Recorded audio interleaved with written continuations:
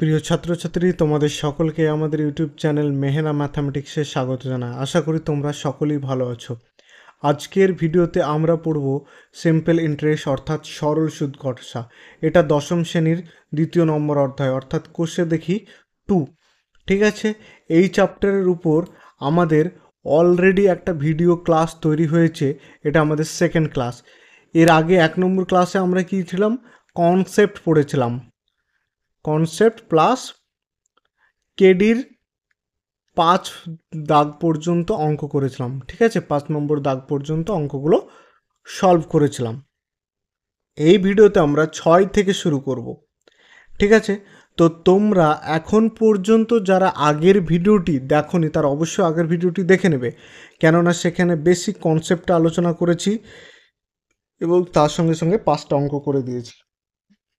তো আমি ক্লাস 9 থেকে 12 পর্যন্ত ম্যাথ পড়াই। তো তোমরা যদি আমার সঙ্গে ম্যাথ পড়তে চাও তো অবশ্যই আমার চ্যানেলটিকে সাবস্ক্রাইব করবে। ঠিক আছে, আর দেখো আমার একটা প্লে স্টোর অ্যাপ আছে, সেটা হচ্ছে আমাদের অ্যাপের নাম হচ্ছে মেহেনা ম্যাথামেটিক্স।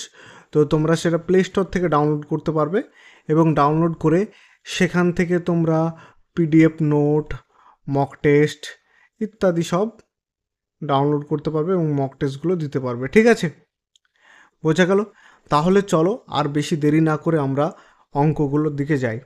ঠিক আছে, তাহলে আমরা সরাসরি 6 নম্বর অঙ্কে চলে যাব। দেখো, এবার আমরা 6 নম্বরের অঙ্কটা করব। 6 নম্বর অঙ্কটা কি বলছে, যে গৌতম একটি মুরগির খামার খোলার জন্য একটি সমবায় ব্যাংক থেকে বার্ষিক 12% সরল সুদের হারে কিছু টাকা ধার নিলেন। প্রত্যেক মাসে তাকে 378 টাকা সুদ দিতে হয়। তিনি কত টাকা ধার নিয়েছিলেন? ঠিক আছে, দেখো 6 নম্বর অঙ্কটায় কি বলছে, আমাকে আসলটা বের করতে হবে। সুদ দেওয়া আছে, সুদের হার দেওয়া আছে, আর একটা কি বলেছে, সময় দেওয়া আছে। দেখো সময়টা এখানে দেওয়া আছে প্রত্যেক মাস, অর্থাৎ মাসে দেওয়া আছে সময়, তাই না? মাসে সময়টা দেওয়া আছে 1 মাস। ঠিক আছে, তাহলে আমরা প্রথমে যেটা ধরে নেব সেটা হচ্ছে প্রিন্সিপালটা কী জিনিস আসলে। তাহলে আমরা ধরি আসল সমান পি টাকা। তাহলে আসলটা আমি কত ধরলাম, পি টাকা ধরলাম। ঠিক আছে, এবার আমরা কি ধরবো, এবার দেখব কি দেওয়া আছে সেইগুলো। সময় দেওয়া আছে, দেখো সময়টা কি বলো তো, সময়টা হচ্ছে টি, তাই না? টি সমান দেওয়া আছে কত, 1 মাস। দেখো আমাদের সময়টা সবসময় কিসে রাখতে হয়, আমাদের সময়টা সবসময় রাখতে হয় বছরে। ঠিক আছে, তাহলে দেখো আমরা জানি কি 12 মাস সমান 1 বছর, তাই না? তাহলে 1 মাস সমান কত হবে, 1/12 বছর। এটা সকলেই বুঝতে পারছো, জানো। তাহলে আমরা এটা সমান লিখতে পারি 1/12 বছর। ক্লিয়ার? সুদ দেওয়া আছে কত, সুদ আয় সমান বলা আছে 378 টাকা। ঠিক আছে, আমাদেরকে পি এর মানটা বের করতে হবে। আরেকটা বলা আছে সুদের হার, সুদের হার সুদের হার আর সমান হচ্ছে 12%। ঠিক আছে, তাহলে দেখো আমরা একটা জিনিস জানি, আমরা ফর্মুলাটা কি জানি, আমরা জানি আই সমান পি আর টি বাই 100, তাই না? এবার দেখো আমাদের মেন কাজ কি, আমরা বর্জ্য গুণন করব। কি করব, বজ্র গুণন করব। তাহলে পি আর টি সমান কত, 100 আই, তাই না? তাহলে পি সমান কত, 8টির দিকে গুণ আছে, এই দিকে পাঠালে কী হবে, ভাগ হয়ে যাবে। তাহলে 100 I by R T. Clear? বোঝা গেল? ঠিক আছে, এবার দেখো আমরা এই জায়গায় সেকেন্ডটা করি। তাহলে দেখো বা পি থাকলো, দেখো 100 যেটা আছে, আয়ের মান কত দেওয়া আছে, এই আয়ের মান, সে আয়ের মান দেওয়া আছে, আয়ের মানটা দেওয়া আছে 378। তাহলে আমি লিখে দিলাম 378। সময়টা দেওয়া আছে কত, আর দেওয়া আছে 12%, অর্থাৎ 12, আর সময়টা দেওয়া আছে 1/12। 12। বোঝা গেল? ক্লিয়ার? দেখো এই 12 কেটে যাচ্ছে, তাহলে বা পি সমান দাঁড়াচ্ছে 378000 টাকা, তাই না? তাহলে আমরা ডাইরেক্টলি লিখতে পারি অতএব তিনি 37,800 টাকা ধার নিয়েছিলেন।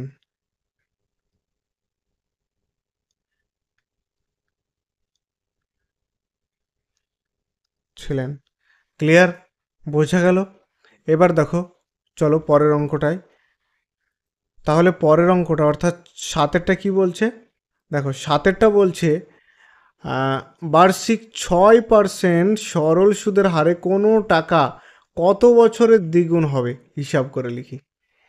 দেখো কি বলছে, ধরো 6% সুদের হারে কোনো টাকা কত বছরের দ্বিগুণ হবে। ধরো পি টাকা এন বছরের দ্বিগুণ হয়, তাহলে এন বছর পর আমি টোটাল কত টাকা পাবো?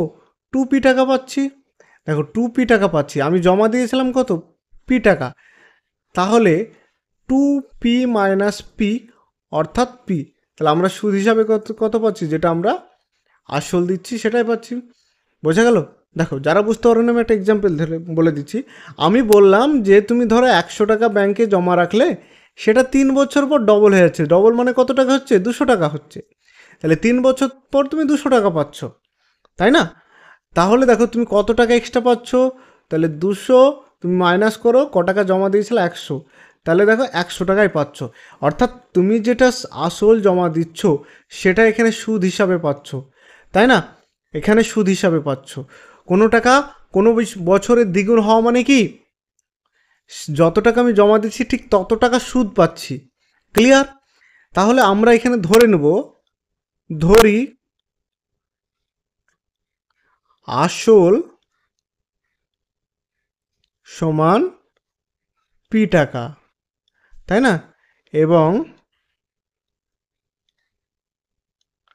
সুদে এবং কি বলেছে? সময়, তাই না? তাহলে আমরা লিখব এবার এবং সময় সমান টি বছর। সুদের হার কত? সুদের হার 6%। বলো তো সুদ কত হবে? আমি আগেই বলেছি কোনো টাকা কোনো বছরের দ্বিগুণ হওয়া মানে কি, যত টাকা আমি জমা দিচ্ছি আসল সেটা আমার সুদ।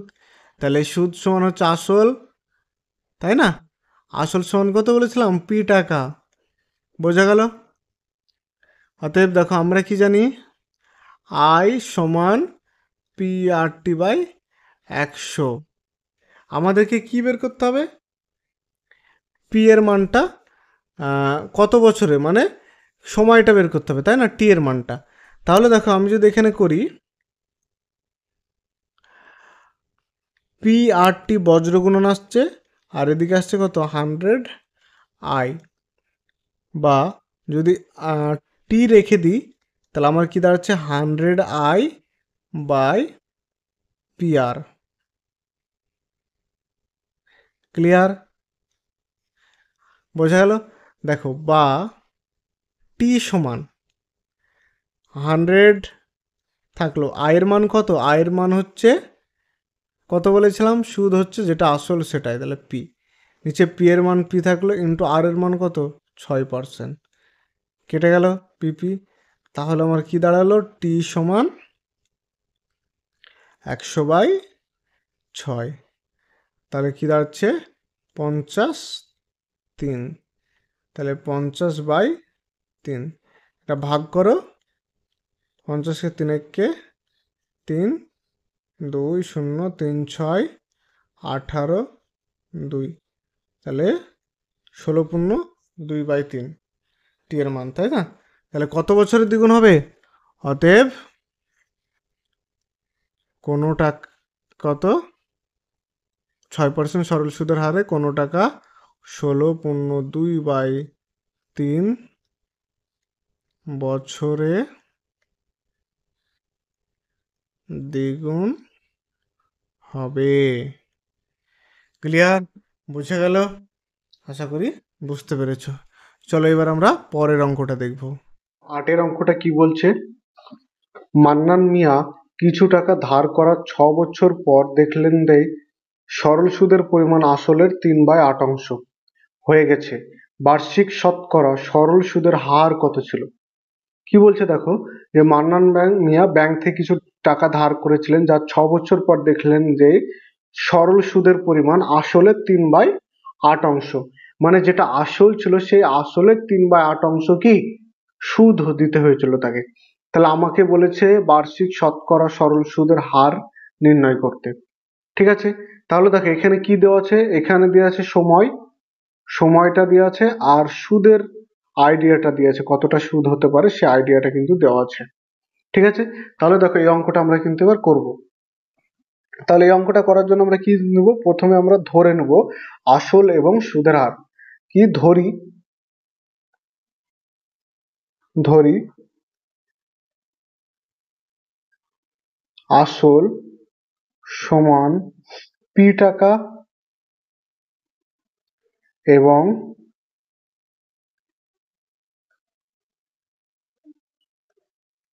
সুদের হার সমান R%। ঠিক আছে, বোঝা গেল? সময় কত বলা আছে? সময় বলা আছে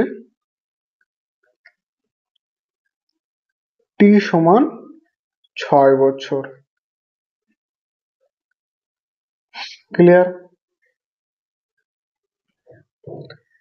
ঠিক আছে, তাহলে সুদ কত হবে? সুদ আই সমান বলা আছে কত, আসলের আসল কত পি এর 3/8, তার মানে কত 3p/8 অংশ। বোঝা গেল? দেখো আমি যদি নর্মালি এর আসল এবং সুদের হার থেকে সুদটা বের করি তাহলে কেমন হবে দেখো, পি টাকার 6 বছরের সুদ, বছরের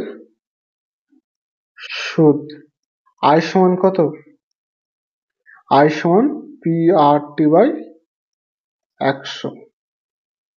ঠিক আছে, পি এর মান কত, পি এর মান পি, আর এর মান আর, টি এর মান 6, নিচে 100 টাকা হলো। দেখো এখানে কি বেরোচ্ছে, যে 6 বছরের সুদ বেরোচ্ছে এত টাকা, কিন্তু বইয়ে বলেছে কত, এত, তাই না? 3p/8 অংশ। তাহলে আমরা ডাইরেক্টলি লিখতে পারি, কি লিখবো,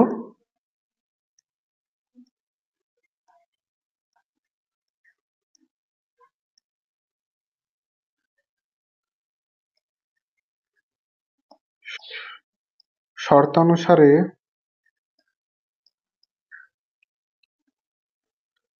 কি লিখবো, যে পি আর ইন্টু 6/100 সমান কত, 3p/8।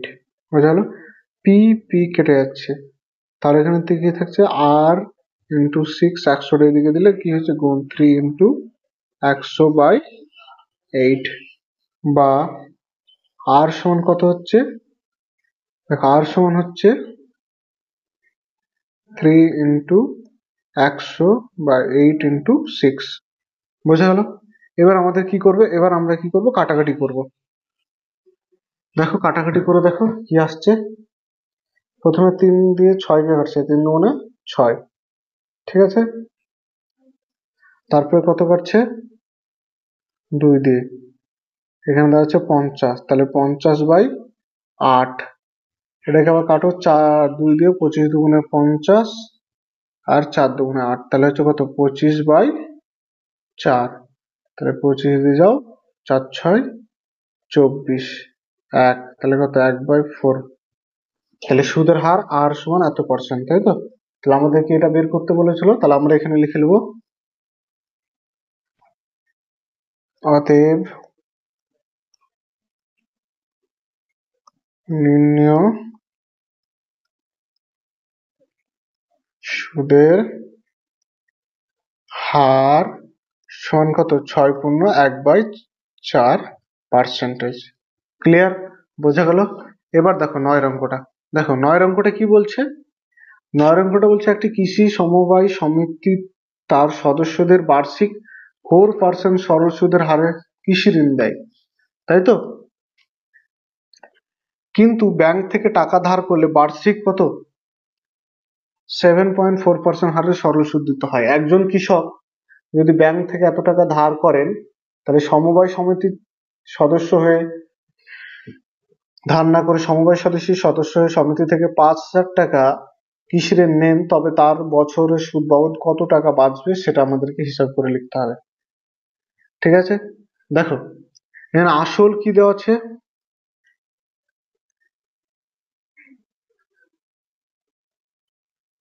আসল পি সমান হচ্ছে 5,000 টাকা। সময়টা হচ্ছে কত? টি সমান হচ্ছে 1 বছর। ঠিক আছে? দেখো কৃষি সমবায় সমিতিতে সুদের হার কত দেওয়া আছে?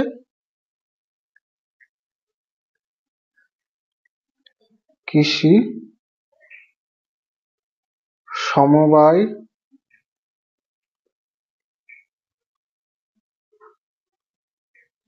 তিতে সুদের হার কি দেওয়া আছে? R1 সমান নিলাম 4%। ঠিক আছে? বোঝা গেল?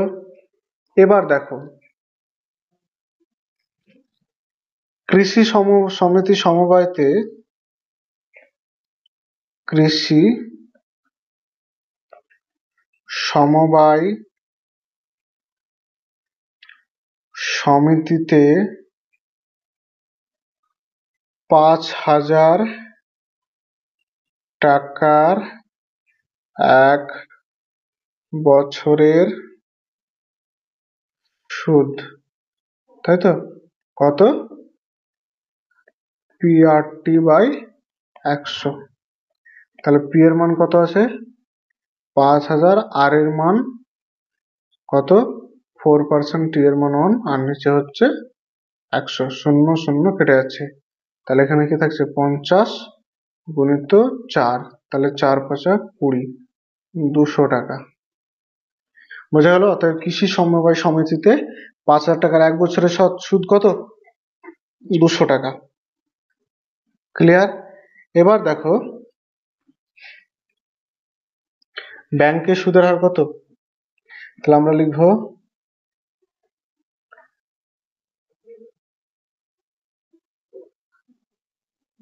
ব্যাংকে সুদের হার R2 সমান কত? R2 সমান 7.4%, তাই তো? তাহলে অতএব ব্যাংকে 5,000 টাকার 1 বছরের সুদ কত হবে? আই সমান হচ্ছে PR2 × T/100। তাহলে পি এর মান হচ্ছে 5,000, R2 এর মান হচ্ছে 7.4 আর টি এর মান 100/0 0 কেটে গেলে 10 তুলো, নিচে হচ্ছে 10। 5 দুগুণে 10, তাহলে কত দাঁড়াচ্ছে? এটা 74/2। আর এখানে একটা শূন্য ছিল, তাই না? তাহলে 10 হচ্ছে, তাহলে 740/2। 2 দিয়ে কাটবে, 2 দিয়ে কাটলে কত হচ্ছে? 3 দুগুণে 6, 7 দুগুণে 14, 0। তাহলে কত? 370 টাকা। তাহলে দেখো ব্যাংকে কত টাকা সুদ দিতে হতো? 370 টাকা। আর সমবায় সমিতিতে কত টাকা দিতে হবে? 200 টাকা। তাহলে আমাকে কি বলেছে কোশ্চেনটা? তার সুদ বাবদ কত টাকা বাঁচবে। অতএব দেখে নাও এটা একটু, তবে তার বছরে সুদ বাবদ কত টাকা বাঁচবে হিসাব করে দেখি, তাহলে এটা থেকে ওটা বিয়োগ করে দেবো। অতএব তার বছরে সুদ বাবদ কত, 370 বিয়োগ 200, মানে হচ্ছে কত, 170 টাকা বাঁচবে।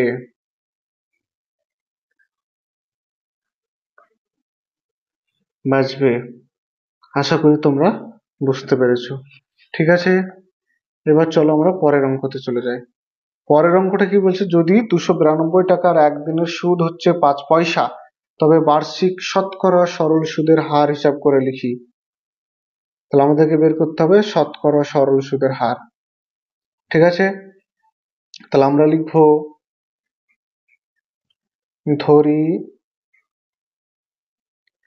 সুদের হার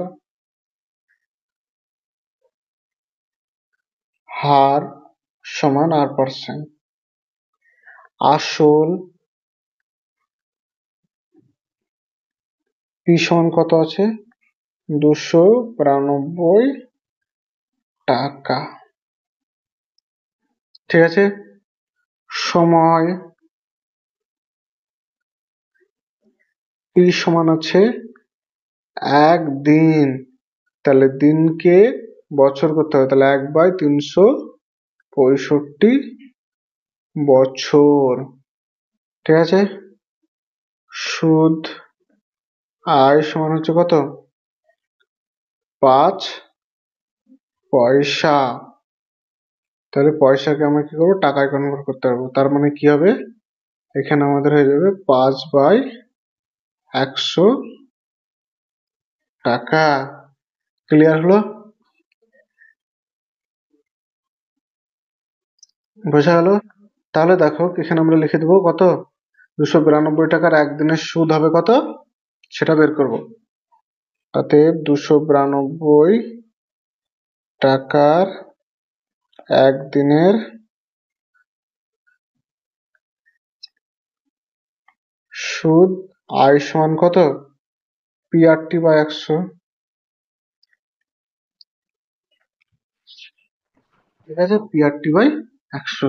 তাহলে পি এর মান কত, পি এর মান হচ্ছে 292 ইন্টু আর এর মান কত বের করতে হবে, এবং টি এর মান হচ্ছে 1/365, নিচে হচ্ছে 100।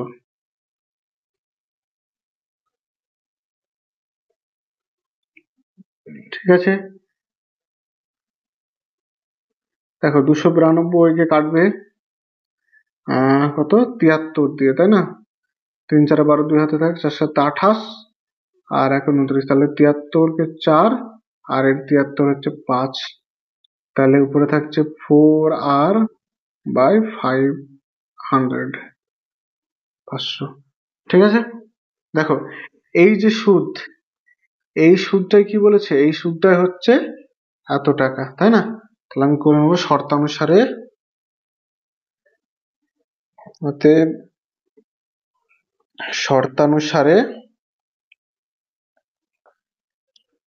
4R/500 সমান 5/100 পয়সা, বা আর সমান কত, 5/100 ইন্টু 500/4, 0 0 কেটে গেল, তাহলে কত, 25/4 দাঁড়াচ্ছে। 25 কে 4 দিয়ে ভাগ করো, 4 6 24, 1/4। তাহলে সুদের হার কত, 6.1/4%। অতএব নির্ণেয় সুদের হার 6.1/4%। ঠিক আছে, আশা করি তোমরা সকলে আমাদের অঙ্কগুলো বুঝতে পেরেছো। তো আজকের ভিডিওতে এই পর্যন্ত থাক, আমরা পরবর্তী ক্লাসের অঙ্কগুলো পরবর্তী ক্লাসে করব। তো ভিডিওটি শেষ পর্যন্ত দেখার জন্য তোমাদেরকে অসংখ্য ধন্যবাদ।